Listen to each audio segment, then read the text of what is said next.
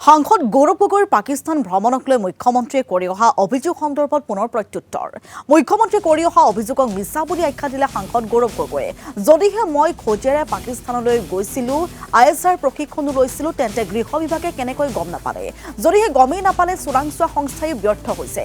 এই মন্তব্য যোৰহাটৰ সাংসদ গৌৰৱ গগৈৰ। মুখ্যমন্ত্ৰীৰ চিনেমা ফ্লপ হ'ব বুলি ক'লে গৌৰৱ গগৈ।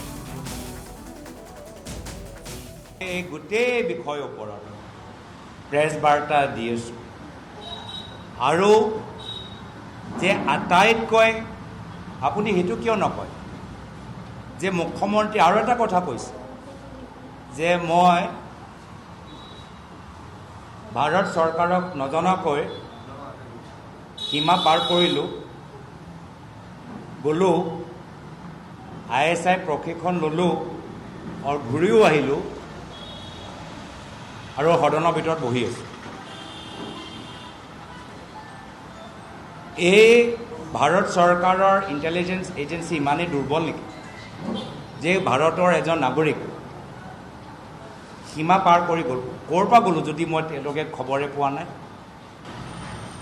যদি ইমানেই গুৰুত্বপূৰ্ণ, লগে লগে তেওঁলোকে একশ্যন ল'ব লাগে। তেওঁতো আমাক ট্ৰেইলাৰ দি আছে, চাব এটাও প্ৰমাণ দিয়া নাই।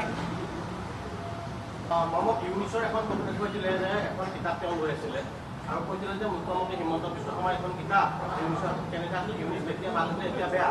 কিন্তু কালি সাংবাদিক মৃত্যু সন্দিকৈ এটা স্পষ্টীকৰণ দিছে যে প্ৰকৃততে সেই কিতাপখন মৃত্যু সন্দিকৈ লিখা আৰু সেই ফটোখন তেওঁক ৰেজিষ্ট্ৰেশ্যনটো তেওঁক দিছিলে আৰু তেওঁৰ ফালে ফটোহে আছিলে। আপুনি কথাটো কৈছে গৌৰৱ গগৈ ডাঙৰীয়াই সেইটো ভুল কৰিলে। আচ্ছা, মুখ্যমন্ত্ৰী মহোদয়ে আৰু এটা কথা কৈছে যে তেওঁ বেদ প্ৰতাপ বৈদিকজনক চিনি নাপায়, আৰু সেইটোও মই ফটো দেখালোঁ যে তেওঁৰ বিধায়ক সুশান্ত বৰগোহাঁই ডাঙৰীয়াক খুব ভালদৰে চিনি পায়। মোৰ ফেচবুক পেজত গোটেই বেদ প্ৰতাপ বৈদিকৰ, প্ৰয়াত বেদ প্ৰতাপ বৈদিকৰ গোটেই হিষ্ট্ৰীটো তেওঁ বুজালে। তো এইটো কেনেকৈ হ'ব পাৰে? আজি তাৰিখতো আমি দেখিছোঁ বেদ প্ৰতাপ বৈদিকৰ এই সময়ত ৰজত শৰ্মাৰ লগত ইণ্টাৰভিউ গোটেই চেনেলত গৈছে। বিবেকানন্দ ফাউণ্ডেশ্যন, যি ফাউণ্ডেশ্যনৰ লগত অজিত ডোভাল ডাঙৰীয়াৰ সম্পৰ্ক আছে, সেই ফাউণ্ডেশ্যনৰ পৰা বেদ প্ৰতাপ বৈদিক ওলাইছে। হাফিজ ছাইদ কোন যিজনক লগ পাইছে?